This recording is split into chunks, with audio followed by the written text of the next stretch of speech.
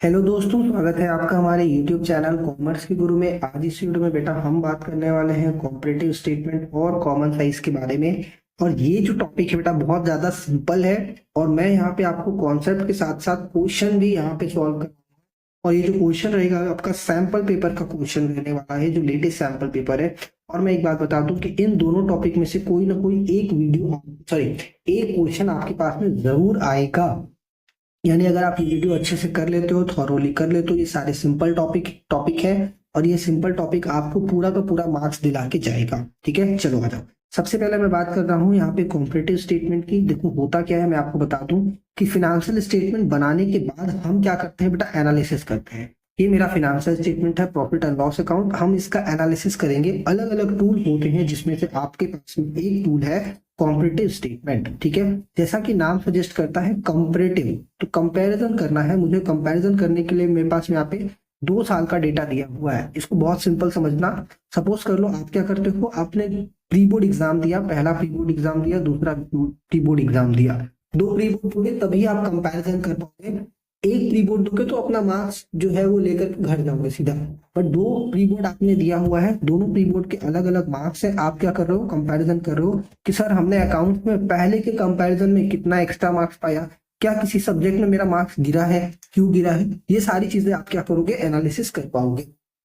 तो उसके लिए आपके पास में कंपैरिजन करने के लिए 2 साल का डेटा होना चाहिए, 2 बार का डेटा होना चाहिए। देखो जैसा कि ये फॉर्मेट आपको सजेस्ट करता है, यहाँ पे ये फॉर्मेट मैंने ले रखा है। फॉर्मेट आपको मैं समझाऊंगा पहले, फिर उसके बाद मैं क्वेश्चन भी आपको यहाँ पे कराऊंगा। ठीक है, कॉन्सेप्ट के नाम पे मैंने क्या से बताया आपको कि सर 2 साल का डेटा रहता है, मुझे इसको कंपैरिजन करना है। कंपैरिजन करने के लिए ये फॉर्मेट मुझे लगेगा। ये फॉर्मेट एज इट इज आपको एग्जाम में बनाना है। ये फॉर्मेट आपका एग्जाम का फॉर्मेट रहेगा। तो क्वेश्चन आपका मिसिंग फिगर वाला है। 2 साल का डेटा है। सबसे पहले आपको प्रीवियस ईयर दिया हुआ है, फिर करेंट ईयर दिया है। मैंने क्या बोला, प्रीवियस ईयर और करेंट ईयर। प्रीवियस ईयर को हम लोग कभी कभी बेस ईयर भी बोलते हैं, आप चाहो तो बेस ईयर भी लिख सकते हो।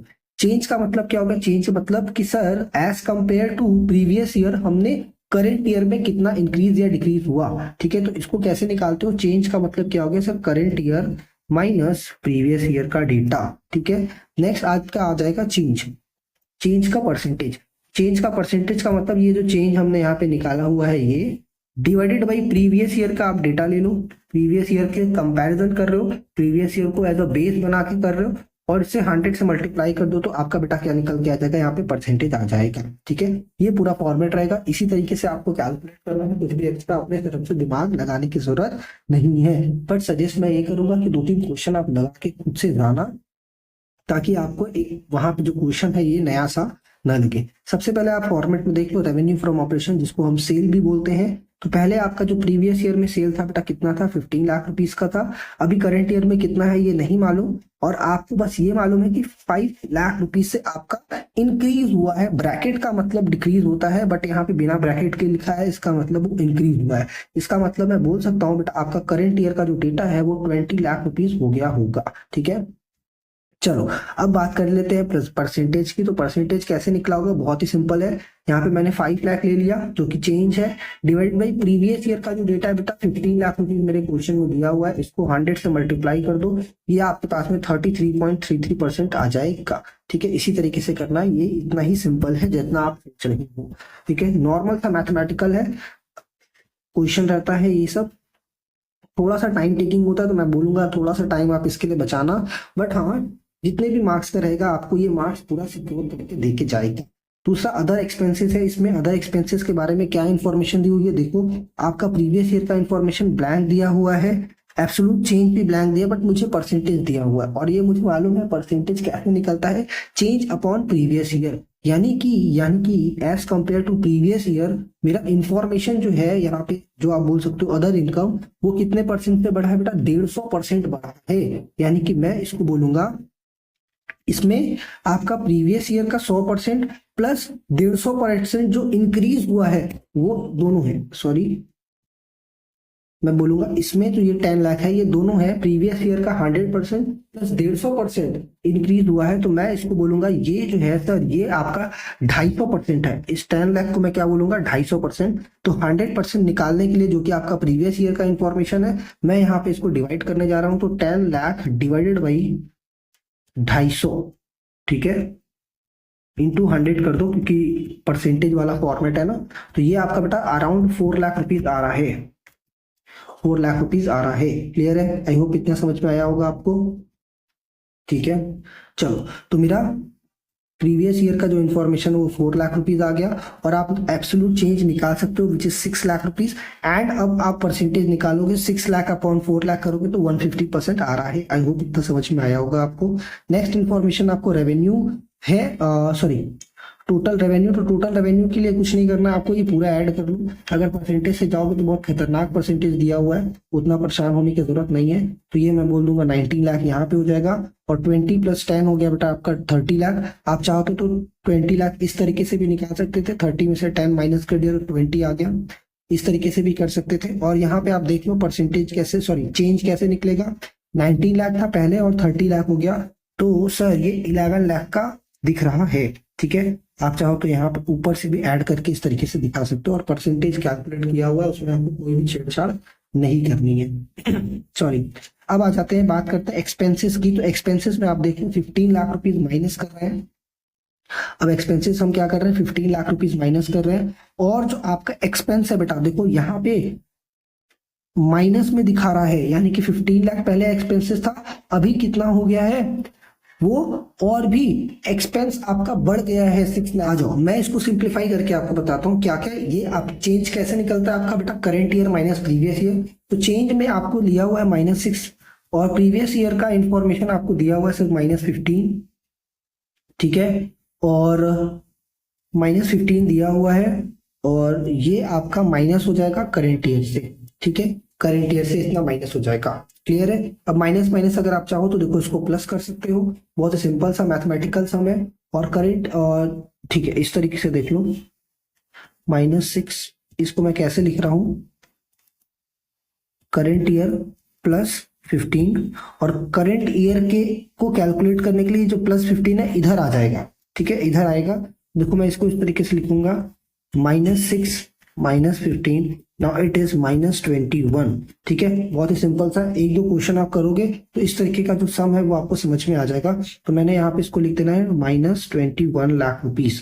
क्लियर? परसेंटेज कैलकुलेट करना है तो खूब बहुत सिंपल है, आपने क्या कर लेना है, कुछ नहीं करना है, 6 को ऊपर रख लो जो कि आपका चेंज है, और ये आपका बेटा प्रीवियस ईयर का इंफॉर्मेशन हो गया, इंटू 100 कर दो तो ये आपका 40% आ जाएगा। क्लियर है? बहुत सिंपल सा था। अब नेक्स्ट इंफॉर्मेशन टैक्स है। अब टैक्स जो है, टैक्स से पहले प्रॉफिट बिफोर टैक्स। अब देखो ये कैसे आया, बहुत सिंपल सा है। आपके पास ये रेवेन्यू है, उसमें से एक्सपेंसेस माइनस कर दिया आपने, ये क्या आ गया आपका प्रॉफिट आ गया। ठीक है, आपने क्या किया, अपने रेवेन्यू में से 19 लाख के रेवेन्यू में से 15 लाख का एक्सपेंस माइनस कर दिया, 4 लाख का प्रॉफिट आ गया। क्लियर? अब देखो यहाँ पे भी कुछ ऐसा ही हो रहा है, 30 में से 21 गया, बचा 9 लाख। यहाँ पे इसी तरीके से आप देख लो, 11 में से आपका 6 जाएगा, बचेगा कितना, 5 लाख बच जाएगा। यहाँ इस तरीके से भी चेक कर सकते हो कि सर पहले मेरे पास 4 लाख का प्रॉफिट था, अभी 9 लाख का हो गया, तो इंक्रीज कितने से हुआ, 5 लाख से इंक्रीज हो गया। अब परसेंटेज अगर आप कैलकुलेट करना चाहो तो 5/4 करके परसेंटेज निकालना, तो ये अराउंड 125% आएगा। ठीक है, आप चाहो तो एक बार कैलकुलेट कर सकते हो अपने पास में, वीडियो को पॉज करके। अब मैं यहाँ पे देखो, यहाँ पे लिखा रहा हूँ टैक्स जो कि 50% है। अब टैक्स जो निकलता है बेटा, प्रॉफिट का टैक्स निकालते हैं, तो प्रॉफिट आपका 4 लाख है तो उसका टैक्स कितना आ जाएगा, यहाँ पे बेटा 2 लाख आ जाएगा। एंड ऊपर वाले देख सकते हो 9 लाख का प्रॉफिट है तो उसका 50% कितना हो गया, 4,50,000 हो गया। अभी यहाँ पे आप यहाँ पे इस तरीके से भी यहाँ पे डायरेक्ट लिख सकते हो। यहाँ पे आपको मालूम है क्या आता है, ये आता है बेटा प्रॉफिट आफ्टर टैक्स। यहाँ पे मैं डायरेक्ट इसको यहाँ से ऐसा लिखते हुए चलता हूँ ताकि आपका एक एंड कंप्लीट होता चले। तो टैक्स अगर आप दे दोगे 2 लाख रुपीज का, तो फाइनल कितना बच जाएगा आपके पास में, 2 लाख का प्रॉफिट आफ्टर टैक्स बच जाएगा। सेम उसी तरीके से अगर आपने 9 लाख में से 4,50,000 का प्रॉफिट दे दिया, तो आपके पास प्रॉफिट जो बचेगा after tax it will be 450। ठीक है, उसी तरीके से आपने 5 लाख में से 250 का माइनस कर दिया, तो आपके पास में यहाँ पे 250 बच जाएगा।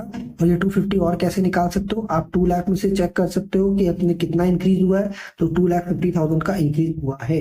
अब फटाफट से परसेंटेज निकाल लेते हैं। परसेंटेज मुझे लगता है सबका सेम आएगा, 2,50,000 अपॉन 2 लाख करोगे, यहाँ पे 2,50,000 जो कि आपका चेंज है डिवाइडेड बाई 2 लाख, चूंकि आपका प्रीवियस ईयर का इंफॉर्मेशन है, और इंटू 2 कर दो तो अगेन आपका 125% आ जाएगा। ठीक है, तो इस तरीके से सिंपली आपको कर लेना, बहुत ज्यादा देखिए मैंने दिमाग यहाँ पे लगाया नहीं, सिंपल था, मैथमेटिकल क्वेश्चन था क्योंकि आप लोगों ने सॉल्व कर लिया। यहाँ पे मैंने इसका सॉल्यूशन दे रखा है, आप एक बार प्लीज अपने आप में सॉल्व करने के बाद में चेक कर लेना। ठीक है, अब हम लोग बात करते हैं बेटा कॉमन साइज स्टेटमेंट का। कॉमन साइज स्टेटमेंट क्या होता है, जहां पे हम कॉम्परेटिव स्टेटमेंट में क्या करते हैं बेटा, 2 साल का इंफॉर्मेशन लेते हैं, 2 साल का इंफॉर्मेशन लेते हैं, बट कॉमन साइज में हम एक ही साल के इंफॉर्मेशन से क्या करते हैं, कंपैरिजन या बोल सकते हो एनालिसिस करते हैं। बट जब भी आप इंफॉर्मेशन लोगे वो 2 साल का रहेगा, ताकि आप साइड बाय साइड कंपैरिजन कर सको। ठीक है, बट मैं आपको बता दूं कॉमन साइज के लिए आप 1 साल का भी इंफॉर्मेशन रहेगा तो आप आराम से कर सकते हो, बट चूंकि आपका जो कंपनीज एक्ट का जो रिक्वायरमेंट है वहां पे ये बोला जाता है कि आप 2 साल का डेटा बनाओ, तो हम क्या करते हैं, 2 साल में, दोनों साल में हम कॉमन साइज लगाते हैं। देखो होता क्या है, मैं आपको ये बता दूं सबसे पहले कॉमन साइज, देखो होता क्या है, मैं आपको सॉरी एक एग्जाम्पल के थ्रू बताता हूँ। जैसे मैंने अभी प्री बोर्ड का एग्जाम्पल लिया, तो सपोज कर लो मैंने पहला प्री बोर्ड दिया। अब बहुत सारे बच्चों का क्या होता है बेटा, अकाउंट सब्जेक्ट होता है ना, वो फेवरेट होता है, तो वो क्या करते हैं अकाउंट में तो बढ़िया बढ़िया से मेहनत करते हैं और अच्छा स्कोर करते हैं। सपोज कर लो 95 स्कोर किया, ठीक है, और बाकी सारे सब्जेक्ट में उतना अच्छा स्कोर नहीं कर पाते। सपोज कर लो मेरा यहाँ पे 300 मार्क्स आया, ठीक है, 300 मार्क्स आया, तो मैं क्या बोलूंगा कि सर मेरे 300 में 95 जो सबसे ज्यादा कंट्रीब्यूट किया होगा, 95 जो सबसे ज्यादा कंट्रीब्यूट किया होगा, तो मैं इसको बोलूंगा, इस तरीके से मैं परसेंटेज निकाल दूंगा कि मेरे 95, एक तरीके से आप बोल सकते हो कि जो 95 है वो 300 में कंट्रीब्यूट करेगा, सारे अलग अलग सब्जेक्ट के मार्क्स जो है वहां पे कंट्रीब्यूट किए जाएंगे। तो मैं यहाँ पे चेक करूंगा कि इस 300 में 95 का कितना परसेंटेज है, कितना परसेंट मेरा अकाउंट ने कंट्रीब्यूट किया हुआ है। तो इसको इस तरीके से सिंपली आप निकाल सकते हो, 95 डिवाइड बाई 300 करोगे तो आपका परसेंटेज आ जाएगा, जो कि 31.6667 परसेंटेज है। यानी कि मेरे टोटल मार्क्स में 31% तो मार्क्स किसका है बेटा, अकाउंट्स का ही है, तो ये मैंने निकाला है। अब देखो क्या हो रहा है, सेकेंड कीबोर्ड में मैंने क्या देखा कि मेरे जो मार्क्स है, मेरे जो मार्क्स हैं वो कितने हो गए, बढ़ गए, और मेरा जो अकाउंट्स का मार्क्स है वो 100 हो गया, वो 100 हो गया। अभी मैं फिर से यहाँ पे चेक करता हूँ, 100 डिवाइडेड बाई 450, तो ये आपका निकल के आ रहा है सर 22%। तो अब यहाँ पे देखो निकल के आया, ये समझ में आ रहा है कि अराउंड 22% मेरा मार्क्स टोटल वाले में कितना कौन सा सब्जेक्ट कंट्रीब्यूट कर रहा है, सर अकाउंट्स कर रहा है। क्लियर है, तो इससे मुझे क्या समझ में आता है कि मेरे टोटल में कौन सा कंपोनेंट कितना परसेंटेज कंट्रीब्यूट कर रहा है, ये हम निकालते हैं बेटा कॉमन साइज में। वही तरीके से उसी तरीके से हमें यहाँ पे भी क्वेश्चन को सॉल्व करना है। ठीक है, आपके पास में 2 साल का डेटा दिया हुआ है। अगर हम बात करते हैं प्रॉफिट एंड लॉस अकाउंट की, तो वहां पे हमारा जो टोटल वाला आइटम होगा वहां पे आपका हो जाएगा रेवेन्यू फ्रॉम ऑपरेशन। इसके बेसिस पे हमको कैलकुलेट करने होते हैं सारे परसेंटेज। ठीक है, देख लो मैंने यहाँ पे फॉर्मेट बनाया हुआ है, अगर आप चाहो तो 1 साल के डेटा से भी कर सकते हो, बट आपके एग्जाम में हमेशा क्या होता है 2 बार का डेटा आता है, तो 2 बार का आप डेटा लेके इसमें चलोगे। क्लियर है, चलो मैं पे आप बताने जा रहा हूँ। सबसे पहले मैं फॉर्मेट आपको बता देता हूँ। तो देखो 2 साल का मैंने यहाँ पे डेटा लिया हुआ है, अगेन यहाँ पे करंट प्रीवियस ईयर हो गया और ये करंट ईयर हो गया सॉरी। अब आपको क्या करना है बेटा, देखो यहाँ पे क्या कर रहे हैं हम लोग, percentage of revenue from operation ले रहे हैं। ठीक है, percentage of revenue from operation ले रहे हैं, जो कि आपका नेट सेल है। तो नेट सेल का कितना कितना परसेंटेज रहेगा, हम बस उसको हमें यहाँ पे चेक करते चलना है। जैसे मान लो यहाँ पे मैंने क्या लिया, सबसे पहले 1 साल का डेटा मैं आपको बताऊंगा, दूसरा आपको आराम से समझ में आ जाएगा। ठीक है, मैंने यही इंफॉर्मेशन को यहाँ पे पुट कर दिया और यहाँ पे इस तरीके से आपका पूरा क्वेश्चन निकल के आ गया। सबसे पहले आप देख लो रेवेन्यू फ्रॉम ऑपरेशन है, उसमें अदर इनकम हमने ऐड किया, टोटल रेवेन्यू आपका आ गया। उसके बाद हम क्या करते हैं बेटा, एक्सपेंसेस का पूरा बाइफर्केशन लेते हैं, परचेज है, चेंज इन इन्वेंट्री है, अदर एक्सपेंसेस, फिर यहाँ पे आपका टोटल एक्सपेंसेस आ जाएगा। उसमें से हम क्या करेंगे, यहाँ टोटल रेवेन्यू में से अपने टोटल एक्सपेंस को माइनस कर देंगे, तो यहाँ पे मेरे पास प्रॉफिट बिफोर टैक्स आ जाएगा, और जिसमें से इनकम टैक्स माइनस करने के बाद आपका निकल के आएगा प्रॉफिट आफ्टर टैक्स। तो ये पूरा सिंपल सा फॉर्मेट है जिसको हम लोगों ने यहाँ पे फॉलो किया है। सबसे पहले आपका देख लो, 7,50,000 रुपीज का आपका क्या है यहाँ पे रेवेन्यू फ्रॉम ऑपरेशन है। उसमें मैंने 75,000 का अदर इनकम ऐड कर दिया, जो कि आपका 8,25,000 है। तो रेवेन्यू फ्रॉम ऑपरेशन देखो किसके बेसिस पे हम निकाल रहे हैं यहाँ पे, ये याद रखना है आपको, रेवेन्यू फ्रॉम ऑपरेशन के बेसिस पे। तो रेवेन्यू फ्रॉम ऑपरेशन का कितना परसेंटेज होगा, ऑफकोर्स 100% होगा। और अगर आप देखो अदर इनकम कितना है सर, 75,000, जो कि 7,60,000 का 10% है। तो ये हमने यहाँ पे डायरेक्ट 10% लिख दिया, और दोनों का जो टोटल है वो 110% हो जाएगा। अब हम बात करते हैं एक्सपेंसेस की। तो purchase of stock in inventory, तो जो आपका स्टॉक जो हम लोग परचेज कर रहे हैं उसका आप देख लो यहाँ पे कैसे क्या होगा। तो हमने यहाँ पे देखा कि मेरा जो स्टॉक का एक्सपेंस है वो कितना है बेटा, 6 लाख रुपीज है, विच इज 80% ऑफ रेवेन्यू। यानी कि मेरा जो रेवेन्यू है उसको कवर करने के लिए जो आपका परचेज का कॉस्ट है वो बेटा 80%। फिर नेक्स्ट आप देख लो यहाँ पे इन्वेंट्री में जो चेंज हुआ, यानी ओपनिंग माइनस क्लोजिंग जो हम करते हैं, उसमें अगर आप देखो तो 10,000 रुपीज का मेरा क्या हो रहा है, एक्सपेंस दिख रहा है। तो ये आपका कितना है, 7,50,000 पे अगेन कंपैरिजन करेंगे तो ये 1.33% आ रहा है। ठीक है। नेक्स्ट अदर एक्सपेंसेस जो है आपके 7,500 है, जो कि 1% है।